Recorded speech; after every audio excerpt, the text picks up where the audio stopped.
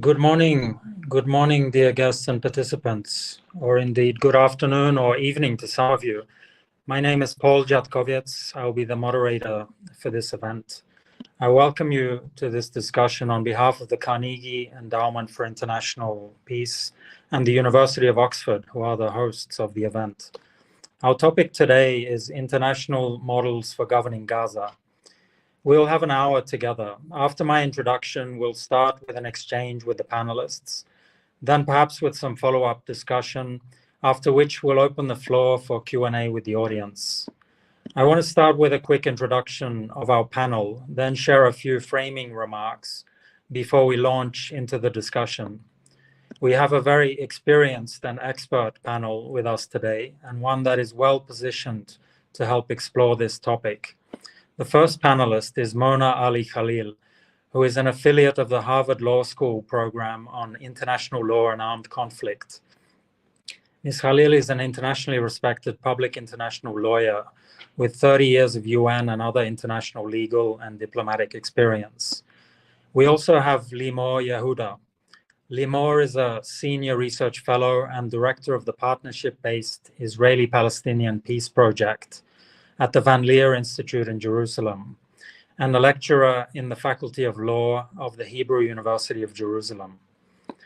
There is also Amr Hamzawi, Senior Fellow and Director of the Middle East Program at Carnegie, as well as a former Member of Parliament in Egypt and former member of the Egyptian National Council for Human Rights. His research and writings focus on governance in the Middle East and North Africa, social vulnerability, and the different roles of governments and civil societies in the region. And we're also lucky to have Richard Kaplan, Professor of International Relations in the Department of Politics and International Relations at Oxford University. Richard's principal research interests are concerned with international organizations and conflict management, with a particular focus on peacekeeping and post-conflict peace and state building. Finally, I'm Paul Jatkoviec, your moderator. I'm the Director of Mediation and Peace Support at the Geneva Center for Security Policy. I've spent the last dozen years or so in conflict mediation, and before that was in the Australian Diplomatic Service for over a decade, including in the Middle East. At the GCSP, I lead a number of discrete dialogue processes focused on different regions of the world, including the Middle East, Eastern Europe, the Caucasus, the Arctic, and Asia. And it's a real honor for me to be moderating this panel today.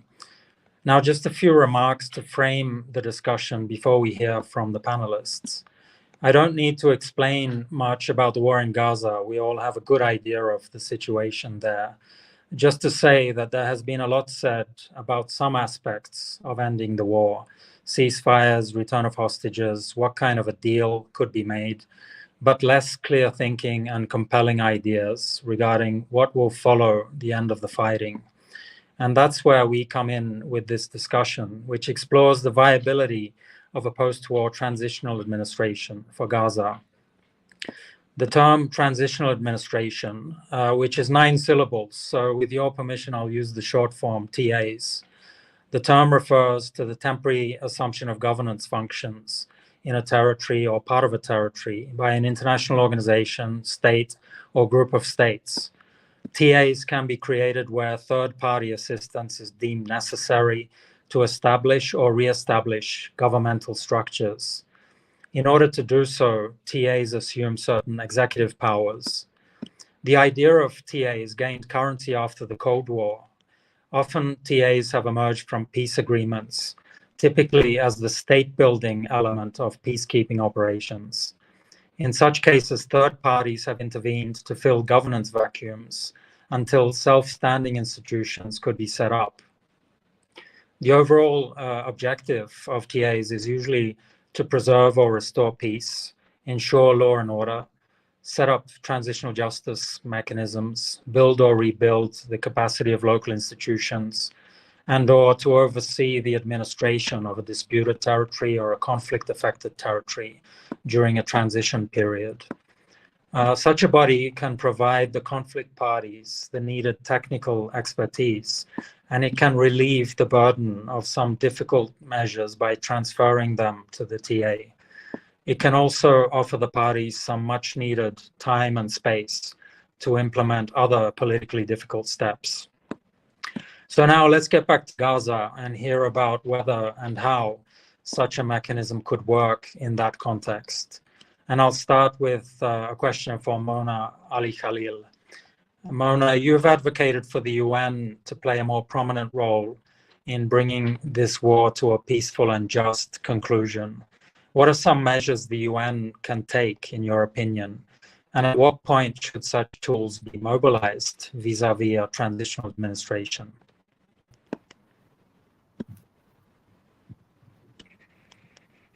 Oh, Mona, just in time.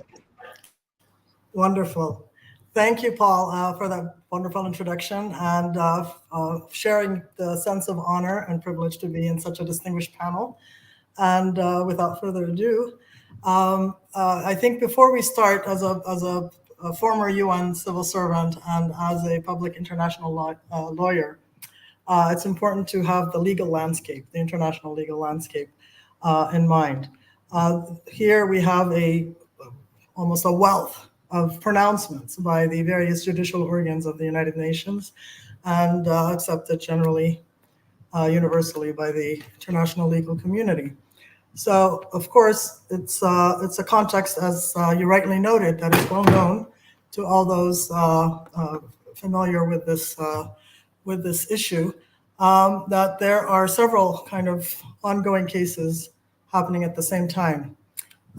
Recently, the International Court of Justice has ruled that South Africa's claims about Israel's genocidal intent and conduct are plausible, and that the Palestinian people in Gaza have an equally plausible right to be protected from further killing, maiming, and starvation. Additionally, the prosecutor of the International Criminal Court has requested criminal arrest warrants equally for the two parties concerned, the Prime Minister and Minister of Defense of Israel, as well as 3 Hamas leaders, two of whom have reportedly been killed or assassinated, charging them with various crimes, including extermination and other war crimes and crimes against humanity. Most recently, in its recent advisory opinion, the International Court of Justice has also commented on the legal status of the Israeli occupation of Palestine, including the West Bank, Gaza, and of course, including East Jerusalem, ruling on such questions as the legality of the occupation, of the settlements, of the racial discrimination that is ongoing, and the separation that is also ongoing in those territories, finding them to be unlawful and calling for their immediate end, including the evacuation of the settlers. The court has called on Israel, as well as all states, based on erga omnes obligations, as well as the UN and especially the General Assembly, to take action to bring an end to the unlawful presence as rapidly as possible. While the opinion itself is advisory, much of its substance is based on binding or jus cogent principles and erga omnes obligations. As such, one must be guided by the legally binding nature of the obligations, not only on Israel, but also Palestine, as well as the states, and as the court has mentioned, the UN itself and the intergovernmental organs, including the Security Council and mainly the General Assembly. Just yesterday, the General Assembly, in its emergency special session acting under Uniting for Peace, welcomed the ICJ opinion, called upon Israel to end the occupation within the next year, and recommended various measures to be taken by states in fulfillment of their erga omnes obligations to give effect to the resolution. Calling upon Israel also to immediately comply with a range of provisional measures that were ordered by the ICJ in the case concerning, brought by South Africa, concerning the Convention on the Prevention and Punishment of the Crime of Genocide. But despite the foregoing, Israel has thus far largely ignored the legal, or as you will call it, the normative framework with relative impunity, and its leaders are in fact publicly announcing their intention to reoccupy parts of Gaza, including the northern part. Meanwhile, the Security Council is largely paralyzed by the P5 veto on a range of issues, not just this one, and the Secretary General has reduced his role to a spokesperson, a town crier expressing grave concern from time to time. In a recent op-ed, I have suggested that he establish a truth commission, propose a UN transitional administration, to borrow your terminology, a UNTA, and to present a peace plan and a pledging conference for the day after in Gaza and beyond. Our focus today is on the element of the transitional administration. Palestine is already recognized as a state by the UN General Assembly and 75% of UN member states. The occupation, however, is a daily affront to Palestinian sovereignty and territorial integrity. Based on successful precedents, including East Timor, the UN, by proposal of the Secretary General, can put on a table the idea of a transitional administration under UN auspices, authorized by the Security Council, led by an eminent person to be designated by the Secretary General or by the Security Council, and reporting through the Secretary General to the Security Council.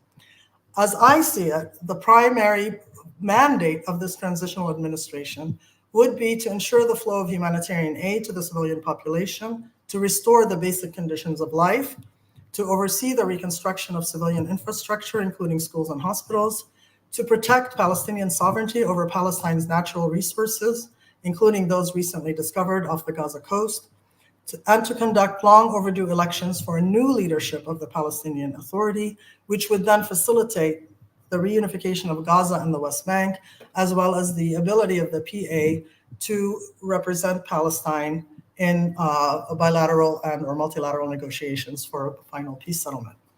In conjunction with the transitional administration, the UN must also deploy a parallel force to confirm the withdrawal of Israeli forces from Gaza and to protect Gaza's civilians from further Israeli attacks.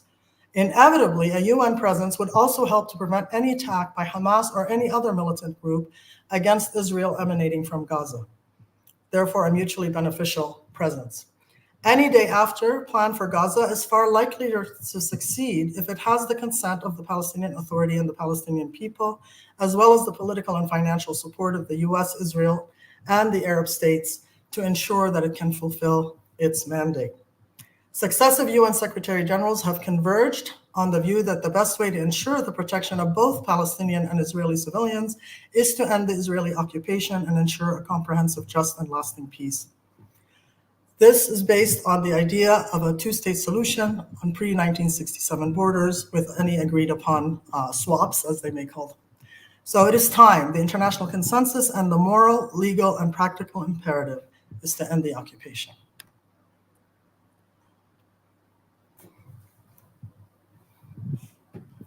Thank you very much, Mona, for that important overview of the moves that have been made through the international legal framework, and also what more can be done through the multilateral system that sets us up for a good detailed discussion. Now I want to move on to Limor Yehuda.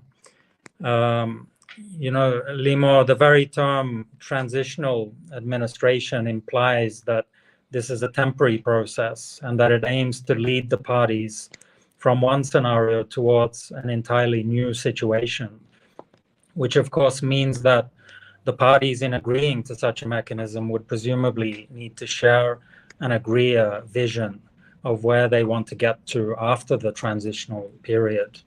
Would you say that they're ready to do this? That is, that it's feasible for the Israelis and Palestinians to jointly embark on a process that will guide them in the same direction?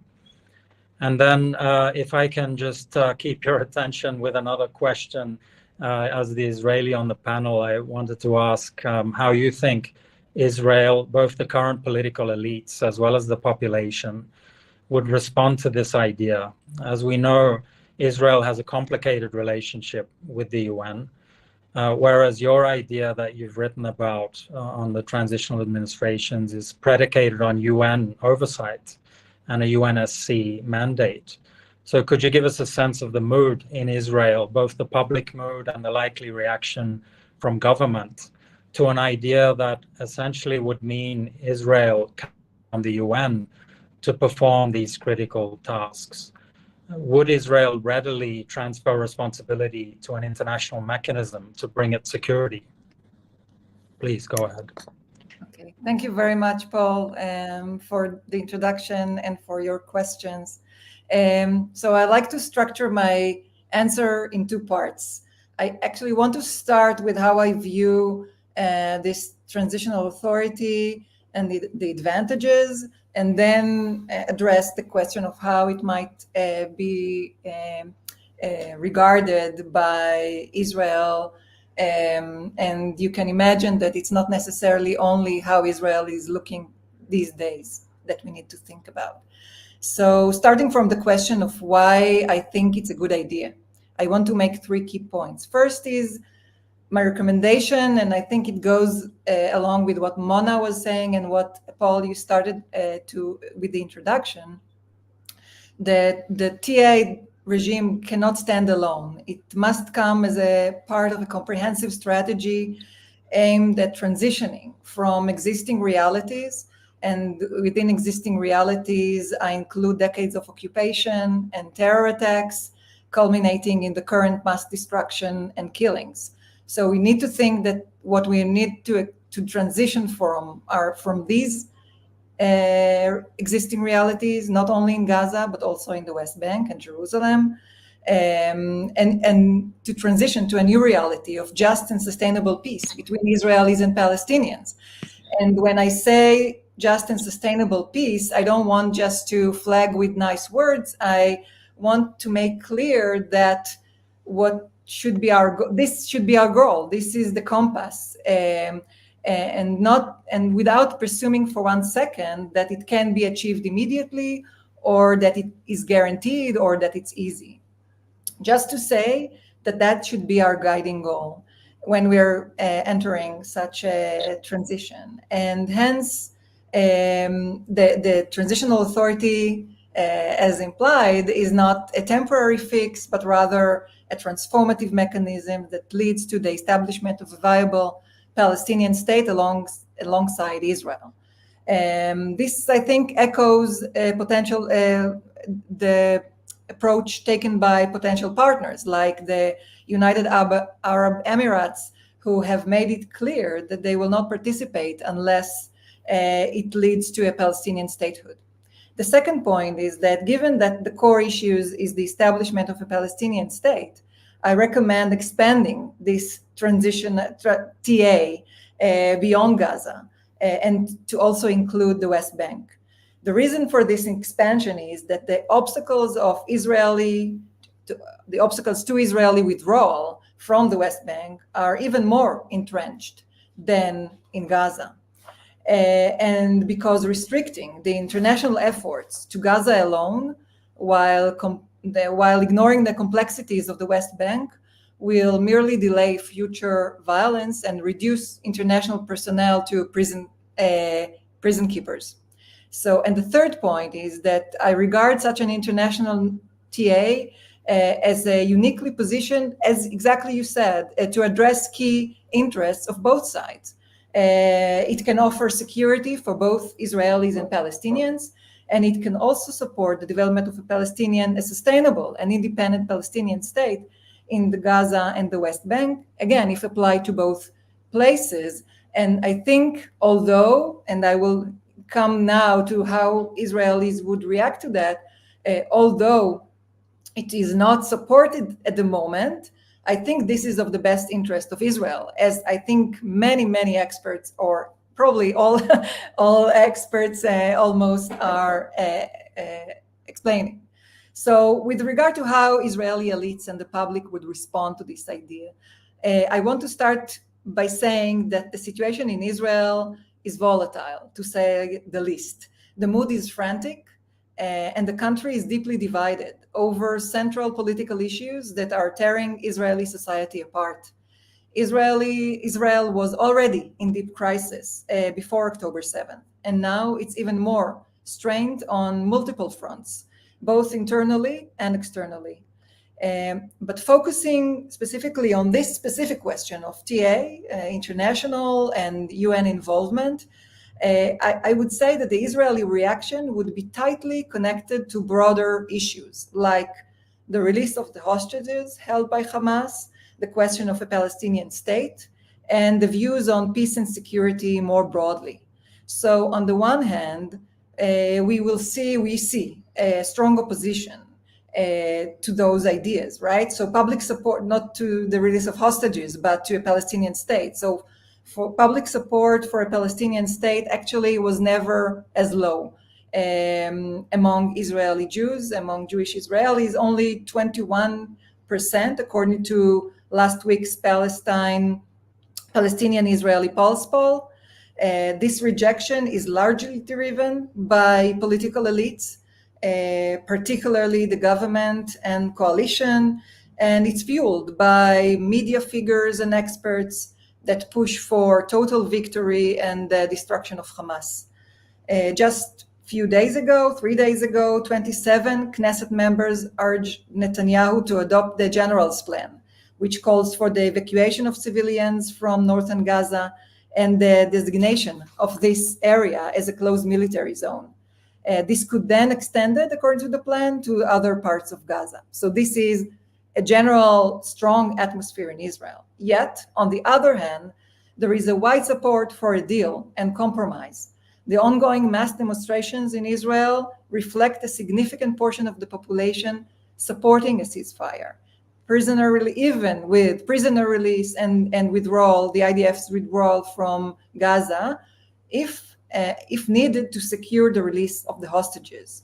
This group, this segment of the public is likely to support an international presence if it helps secure the hostages release and prevent escalation into a regional war. And recent polls also show that when options are framed in a broader context, support for peace and compromise increases, even among those who otherwise oppose a Palestinian state or a two-state solution. So just a final comment, I will say that while public opinion is important, it should not dictate what we believe is possible or advisable. Sound leadership informed by past experiences, and I think experiences that had been gained in other places like Bosnia and Kosovo and East Timor and other places, should inform this kind of leadership and advice. And we should focus on long-term goal. It's really critical.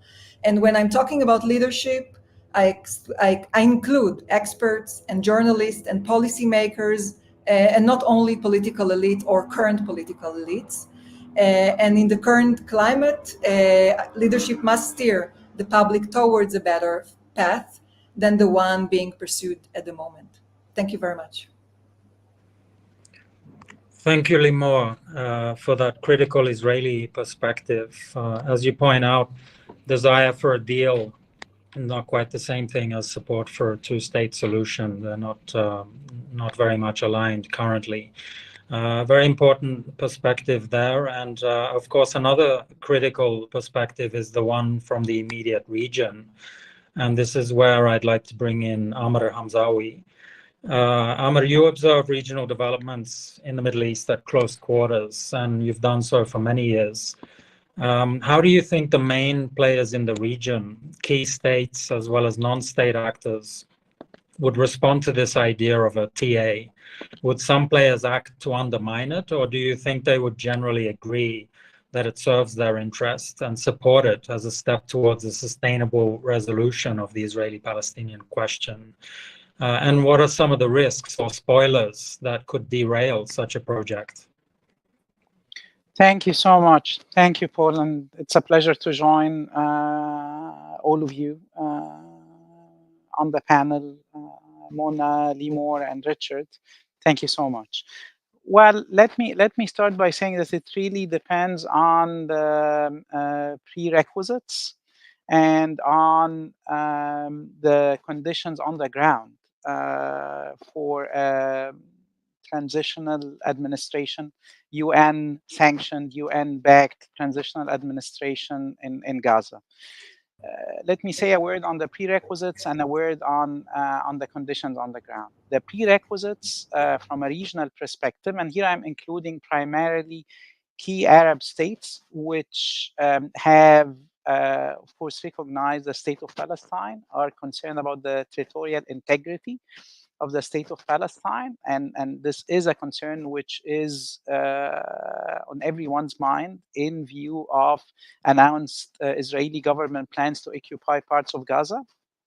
and in view of the daily reality of the West Bank and East Jerusalem, where settlement activities have not stopped throughout the last years, and ongoing violence has continued to rise. So the first concern of key Arab states, and here I'm including Egypt and Jordan, the two neighboring countries to the Palestinian territories, as well as Saudi Arabia, which is a big player in the region, as well as the United Arab Emirates, a big diplomatic player on the Arab side as well. These four countries are concerned, one, with the territorial integrity of the Palestinian state, which is recognized not only by the League of the Arab States, but also by the United Nations. Secondly, they are, of course, concerned about Palestinian national consensus. It's extremely difficult to imagine a transitional administration, even if UN-backed, imposed on Palestine without taking into account the needed consensus building process within Palestinian circles. And this includes not only Gaza, but it does include the West Bank as well. We still have a Palestinian National Authority, which is a recognized international body that cannot be ignored. So Palestinian backing is as needed from an Arab perspective to support a transitional administration for Gaza as the backing of different key great powers and key players, especially the US, but also, of course, China, Russia, the EU, as well as, of course, the Israeli government. The third condition, which is important from a regional perspective, is how the day-to-day management of Gaza is going to be. I mean, definitely the objective of a transitional administration would be to address the humanitarian crisis that has been emerging in the last almost year. Meanwhile, this is an issue that is extremely worrying, not only for Palestinians, but for neighboring countries which are sharing the burden as well in different ways, primarily Egypt and Jordan. The objective is to secure Gaza and to avoid ongoing Israeli military operations, as well as any attacks or threats for Israel emanating out of Gaza. The big question on the minds of policymakers in the Arab world is how the day-to-day management of the security question in Gaza is going to be. And here I have to draw your attention to a distinction between two positions within the key Arab countries that I have just referred to. There's a clear no policy with regard to participation in any boots on the ground coming out of Cairo, coming out of Amman, and coming out of Riyadh. And in fact, one of the most recent statements coming out of Riyadh, in fact, yesterday by the Crown Prince, Mohammed bin Salman, was that Saudi Arabia will not normalize relations with Israel unless a Palestinian state exists. The three capitals, Cairo, Amman, and Riyadh, have a clear position of no participation with regard to the military component or the security component, the boots on the ground part of the transitional administration. The UAE came out with a policy paper a couple of weeks ago in which it signaled otherwise, but that has not been pursued further. But it is important to keep in mind that it seems that there is some differences. There are some differences between the key Arab countries. Moving beyond the Arab countries into key regional stakeholders, states as well as non-state actors, one has to refer to, of course, Iran. And in terms of non-state actors outside of Palestine, to the different groups, including Hezbollah and the Houthi movement and different militias in Iraq and Syria, which are backed by Iran. Because you asked me, Paul, about the spoilers. Who or which actors are going to take a no or an anti-transition administration position? I believe this goes primarily to Iran and the different groups backed militarily, financially by Iran. And those are the spoilers in the regional environment. Of course, as Mona has referred to in her remarks, there are spoilers from within as well on both sides. And Limor has referred us to differences within Israel. So there are spoilers in Palestine, there are spoilers in Israel, but regionally, I believe believe it's Iran and the groups backed by Iran, which can be considered as main spoilers for a transitional arrangement. Let me stop by a final remark on the overall concern in the region. I believe there are two main concerns. One, for the war not to spill over and become a wider regional war, as we have been seeing throughout the last month, ongoing tensions between Israel on the one hand and different Iran-backed groups on the other hand, especially as of now with regard to the Lebanese-Israeli borderline and what could be happening in the next hours or in the next days. This is a big issue on the minds of policymakers in the region, how to contain and in fact, avoid a spillover effect and a widening of the ongoing war. The second main concern is for the war to end. I mean, this has been going, the Gaza war has been going for a year. The humanitarian situation is beyond management. As of now, we are speaking of key humanitarian challenges, which will take time to address. And this is not only about reconstruction effort, this is about lifting out of danger a population, a civilian population of over 1 million, almost 1,400,000, that is living in extremely dire conditions. So these are the concerns on the minds of policymakers in the region. Let me stop here, and I look forward to engaging all of you. Thank you. Many thanks, Amar, for that outline of the factors most important to the regional players, which of course would be key for the design of any such mechanism as a transitional administration. Now, for a broader perspective on TAs, let's hear from Richard Kaplan from Oxford University. Richard, you've written extensively on the international governance of post-conflict territories. Based on the UN's track record in TAs in East Timor, the Balkans, and elsewhere, what do you think are the key factors that normally determine the success or failure of such a mechanism? Perhaps some of the crucial lessons learned and best practices. Thank you very much, Paul. It is difficult to generalize.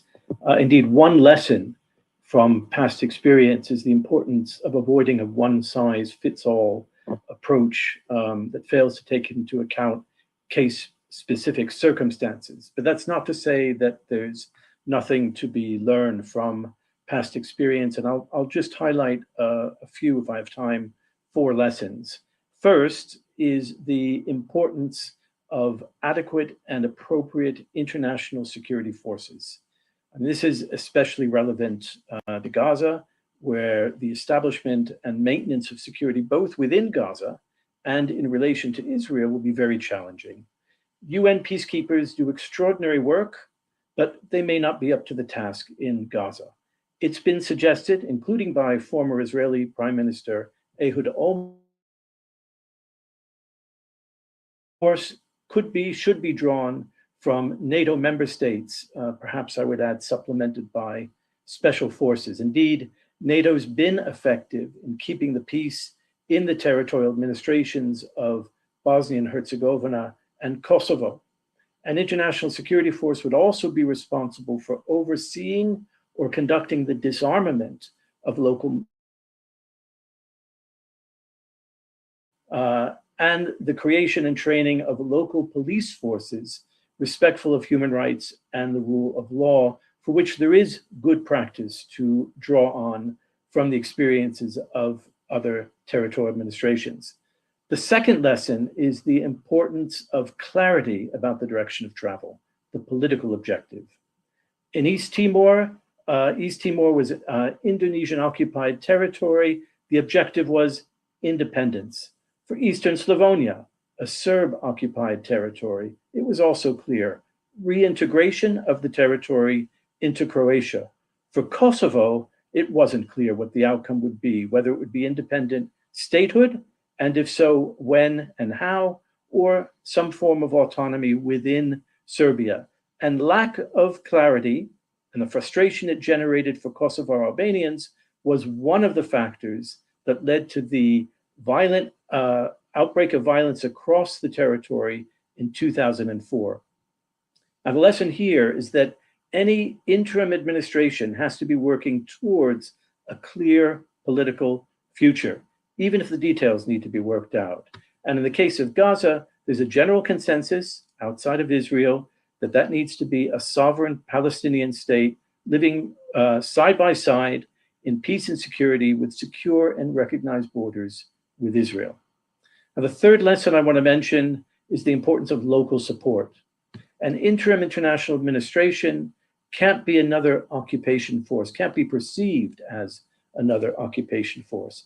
Even if it has executive authority, there needs to be scope for meaningful consultation with and participation in the administration on the part of the local community, leading to a gradual devolution of authority and culminating ultimately in self-governance.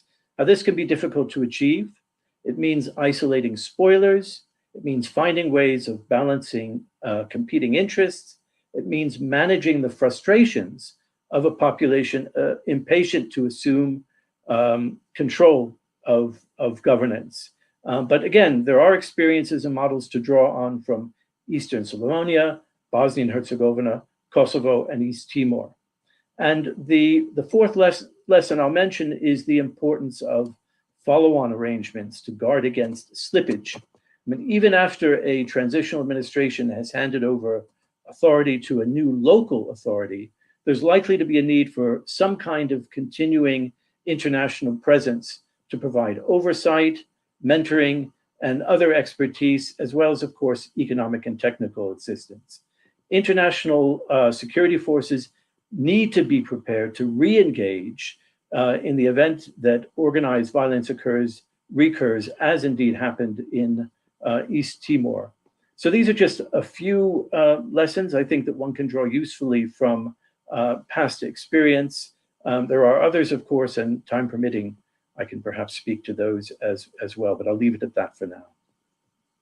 Thank you so much, Richard. It's so important to learn from past experience, past practice, lessons and mistakes, particularly in managing security and administering a post-conflict territory. Key lesson from you was obviously the importance of having a clear vision or political objective. And obviously that's the big challenge in the Israeli-Palestinian context as to whether that's achievable at this time.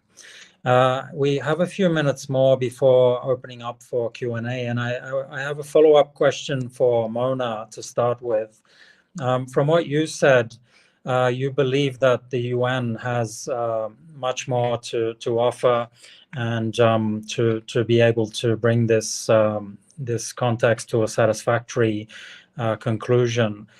So I wonder just why do you have so much faith and hope in multilateralism and in the international legal framework these days, when a lot of people are actually questioning the efficacy of both, and indeed states are challenging fundamental principles of the normative framework? You know, a TA would represent a sort of return to mutual respect for agreed norms and principles. So why do you have confidence in such a mechanism in these times and in a multilateral solution? It's actually not so much confidence as it is a desperate hope that man will do what is necessary to survive as a species. I believe that the lessons of World War II and the Holocaust are such that we should not need to relearn them, that the principles and purposes articulated in the Charter were articulated by those most realpolitik leaders who saw what it would take to save the human race and to save the planet. And those are the principles and purposes that we should return to out of pure survival instinct, out of pure self-preservation, not out of idealism or anything else. So the legal, the moral, the pragmatic, the existential imperative is that we not only restore respect for these principles, but that we ensure that they are effective in demonstrating our relationships with each other. And I think we have a lot of room for hope based on that, the fundamental belief, in that we have seen that amongst the most profound successes of the UN, and possibly the most ignored, are the legal successes. The establishment of the ICC, the increasing resort to the ICJ, the resurgence of the General Assembly. It's really the Security Council that is the biggest failure. And not because of any surprise, but because of a built-in flaw, which is the veto. And the lack of initiative and innovation by the other members of the Security Council and the larger membership of the UN. Between the Uniting for Peace resolution and the responsibility to protect and the customary law obligations on all states, including the permanent members, there is plenty of room to improve our performance as responsible actors in the international community. So I do believe that the Secretary General, in response to your question, can do more. He can put forward a peace plan. I think that the General Assembly can do more. It has done more yesterday, and it can do so again. And the Security Council and its permanent members really need to go back, read the Charter, and understand that they have responsibilities that they have failed to fulfill, and they must recommit to fulfilling those responsibilities. Thank you so much, Mona. We'll open the floor in a couple of minutes, but I'll try to squeeze in one or two more quick questions. One for Amr. You told us about the regional players. What about beyond the region, the big powers? Would they consider that their interests are served by this type of temporary solution? Or do you envisage any of them opposing it or not being entirely supportive of a transitional administration? Thank you so much, Paul. This is a great question, which does not only depend on dynamics or details of strategic interests and policies on the ground in the Middle East. I mean, Russia, for example, has designed and implemented its Middle East policy as a spoiler, as a disruptive power throughout the last years. I mean, Russia is out in the Middle East to disrupt US influence. So if the idea of a transitional administration will be backed by the US, be it a Trump or a Harris administration, I'm not sure whether Russia will find the interest to back it in the UN, or might it halt it. China, on the other hand, is for most of its interactions throughout the last almost year, including its hosted talks between different Palestinian groups and factions, has been, in fact, from a strategic and security perspective, free riding on the US role. You look at the Red Sea, you look at other places in the Gulf and elsewhere, China is free riding on US security assurances, which has kept trade, oil trade, as well as trade in general, flowing out of the Gulf and through the Red Sea. So I believe it really comes down to how the great powers, the US and Europe on the one hand, China and Russia on the other hand, are going to be feeling about backing primary US-backed suggestion, a US circulated suggestion of a transitional administration. Finally, the big powers have to take into consideration a regional agency on the ground, and that takes us back to spoilers and supporters of a transitional administration. Once again, what Iran will do is a big question mark that we have to keep in mind, and then how to assure Arab countries that the transition administration will not be at the cost of Palestinian territorial integrity, not be at the cost of security, and lifting the population in Gaza out of the dire humanitarian condition they are living through. Wonderful, thank you. A similar question with 2 minutes to answer. We have a fairly dysfunctional UN Security Council at the moment. What do you think it would take for it to come together and agree on the need for and the modalities of a transitional administration for Gaza, given that for the last 2.5 years, coordination on so many important issues has been difficult? Well, I think, as Amr's made very clear, this is a very difficult time. We are not where we were at the end of the 20th century, when the precedent territorial administrations that I've referred to, that a number of us have referred to, were established. And this was, if you will, the heyday of UN internationalism, UN interventionism. And there isn't the same support, partly for the reasons that Amr's mentioned. It's even reflected in peacekeeping. I mean, there's been no new UN peacekeeping operations. It's been established now for 10 years. Instead, we're seeing the closure, downsizing of peacekeeping. But specific to the region. The sad irony is that I think that there's widespread recognition of the fact that what is needed is much more than obviously humanitarian aid and assistance, reconstruction, but that has to be tied to a larger political vision. This is widely recognized within the UN Secretariat, among member states, the Security Council, the General Assembly, but narrow political interests, national interests often stand in the way of achieving cooperation, coordination that is needed. And so the sad truth is that I think at this particular moment, the appetite is not there, notwithstanding the fact that there is, as I said, widespread recognition of the need to engage in an ambitious way. I simply don't have an answer to the question of what it will take to bring the parties together. I'd like to see a champion emerge, perhaps on the Security Council, and maybe a shaming of the member states who are failing to exercise the responsibilities that they have as members of the Security Council for the maintenance of establishment and maintenance of international peace and security. Excellent. Thank you so much, Richard, and all the panelists for a great discussion, a very good exchange so far. Now we have about 12 minutes for taking questions from the audience, and I'll read out the first one and perhaps ask Mona to have a go at it. It is, could you elaborate on the potential role of the Palestinian Authority in post-war Gaza? Mona, over to you.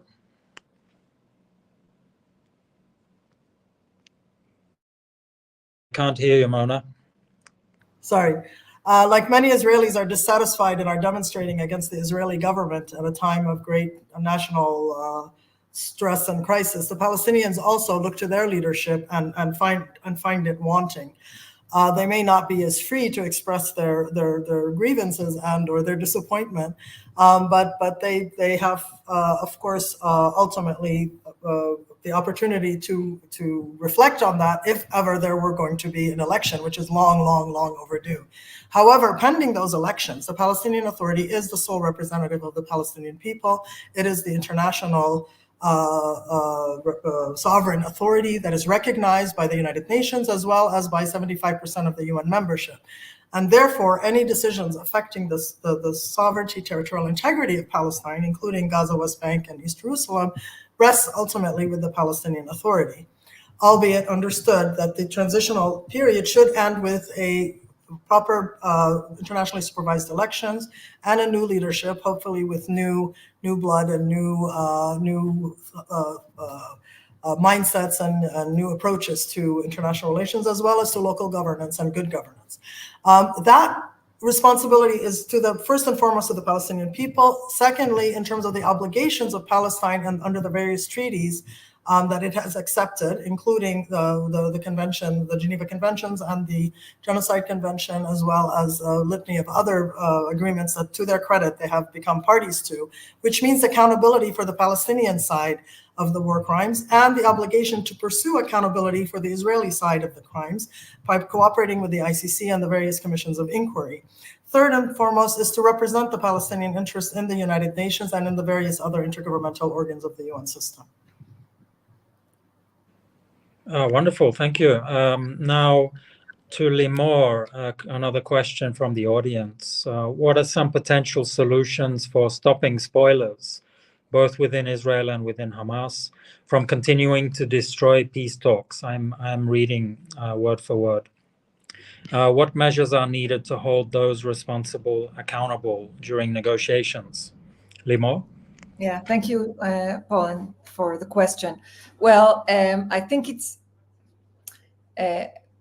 we cannot really talk about spoilers in Israel because in a way the main spoiler now is the government and the coalition. So I think the first question is how we are moving forward with a government that will be pro-peace, that will be pro-two-state solution. And I think here we need this is when I'm talking about leadership, this is where we need it. We need leadership, international leadership all around the world. and we need local leadership. And as I mentioned, there is a strong opposition within Israel. It's not strong enough at the moment, but it can build up. And I think this is what we need to aim for, both in Israel and in Palestine. As Mona said, there are strong forces that demand the change of the government and how the government structures. And I think we need to develop those. So in a way, before saying how we will, and then once we will have them, it's true that we will have spoilers. And I think to address that from the beginning, what we will need is the best will be to go for a wide as possible government of national unity. I think both in Palestine and in Israel, I see that as the most promising avenue to move forward. And then there will be needed for special measures to be prepared for that, for the spoilers that we know will be. And I think part of that is to inform the public that this is what's going to happen, that there will be spoilers. So as we saw in the Oslo process, there were spoilers, but instead of treating them as spoilers, they became the main focus. And so I think educating the public and informing in advance that spoilers will be made and not letting them take the peace process as a hostage and not letting them rule the game. I think that's some of the measures that needs to be in advance. Thanks. Great, thank you so much. Now, let me just read out the third question from the audience. How can a potential transitional authority address issues of infrastructure and access to needs, especially water in Gaza after the war? Who should and who will be responsible for guarding these resources? I wonder if Amar would like to have a go at that one. Sure. Thank you so much, Paul. I believe the question on how the transitional administration can help the population address its immediate needs, including water, sanitation, food, health, education, and at all these levels and in all these sectors, the situation is catastrophic, to say the least. I believe this warrants the following. One, domestic backing. And I need to highlight this point one more time. We should not imagine of a transitional administration without Palestinian backing. And I believe Palestinian backing is going to be a difficult process to reach. This is going to be a national consensus process that needs to be initiated once we have a ceasefire agreement. There are some surveying data coming out of Gaza and the West Bank indicating a loss of popularity for Hamas, indicating, as Mona has actually said, an extreme loss of popularity for the Palestinian National Authority, which continues to be the one recognized international body governing, the one internationally recognized body governing Palestine. But we need to initiate a national consensus process by means of which a new leadership can emerge, new bodies can emerge to help facilitate the work of the transitional administration. So domestic backing. Secondly, regional backing. Without Egypt and Jordan and Israel, it's extremely difficult to get the needed assistance for all sorts of day-to-day management of the situation in Gaza into the Strip. You need Egypt, you need Israel, and you need Jordan as well. Thirdly, you need a lot of international backing, and this is not only about money, which some people would say lightly, well, the Gulf can pay. This is not about the Gulf paying, because even Gulf countries are saying will not invest until we are assured of the political situation, of the ultimate political fix of an independent Palestinian state. So it needs and warrants international backing as well. Thank you so much, Amr. Richard, would you have anything to add on that question? Yeah, I mean, maybe, if I can, a bit of a silver lining, possibly in a very dismal situation. And that is that I do think that this is also an opportunity going forward to rethink and even transform Palestinian infrastructure. I mean, Palestine, Gaza in particular has, and the West Bank for that matter, but sticking with Gaza in the first instance, has been heavily dependent on Israel for provision of energy, for water, which has been really insufficient. And there are possibilities in terms of desalination, which Israel itself has demonstrated for its own country. There are possibilities. These have been well established through a number of studies, including studies coming out of my university, for increasing energy independence. And so and also a movement towards a greener energy-based economy. So I do think that there are possibilities. The idea is not to rebuild as was before, but assuming that we can get the momentum for a proper reconstruction, to think about a new design for infrastructure. And that should also take into consideration the region, not just Gaza, Israel, but also Egypt, Jordan. Again, it's been well established that there are potential benefits to establishing region-wide systems of energy and water provision that are worth taking into consideration when we get to that point, hopefully. Thank you, Richard. Now, there's a couple of connected questions on Hamas. I wonder if Mona might have a go at them. The first is about spoilers and how to deal with the risk of Hamas as a spoiler. And then what about Hamas, the potential for Hamas returning to power one day after the conflict, and how to manage that risk? Mona, over to you.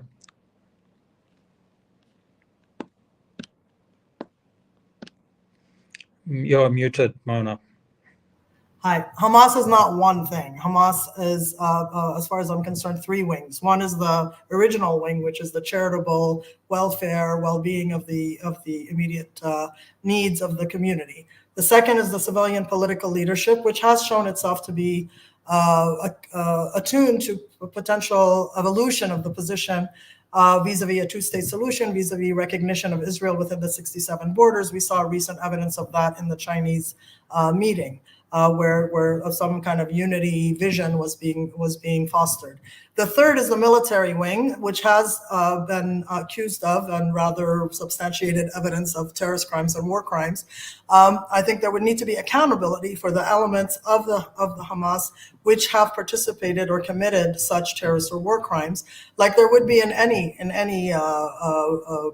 peaceful resolution where transitional justice must take place. So any person charged with, reasonably, credibly charged with such war crimes, as well as human rights violations against the people of Gaza. I mean, Hamas has been accused and has been charged with violations against its own people. And as such, any person responsible for those human rights or international humanitarian law violations should be excluded from any position in the future government. However, as with any other country, including Israel, when Erdogan and Sterngang were also incorporated into the Haganah and the IDF, there is room for both civilian and political members of Hamas to join a future government, provided they're not guilty of any such crimes or credibly charged with such crimes. Well, thank you so much, Mona. Now we're right at the end, so unfortunately we'll have to stop. But I just wanted to say it's been a very rich discussion, and if I had to sum up, I would say the general sense from the panel is that while this idea of a transitional administration is obviously very much an incomplete answer in terms of resolving the Israeli-Palestinian dispute, it could offer some important opportunities or building blocks towards a sustainable solution. And therefore, it's an idea that deserves some further attention and exploration, including by the conflict parties. It's a mechanism that has the advantage of shifting much of the difficult burden onto an international construct, and thus relieving the parties and giving them time and space to focus on the end vision. Whether the idea flies or not obviously depends on a range of factors, some of which are unpredictable, not least the overarching geopolitics, relative perceptions of how such a mechanism would affect the regional power balance, and the interests and appetites of potential spoilers, which of course can shift over time. But it seems to me that most speakers consider it an idea worth developing, and that it could be an effective tool, at least transitionally, under certain conditions. So with that, I want to thank the panelists for a thought-provoking and robust discussion. You've all covered this topic from a variety of angles, and we could have spent, frankly, more time on any of these aspects. No doubt we'll hear more about this in the coming weeks and months. And to all of you participating as well as watching or listening, that's all we have today. I want to thank you for joining us. And until next time, many thanks.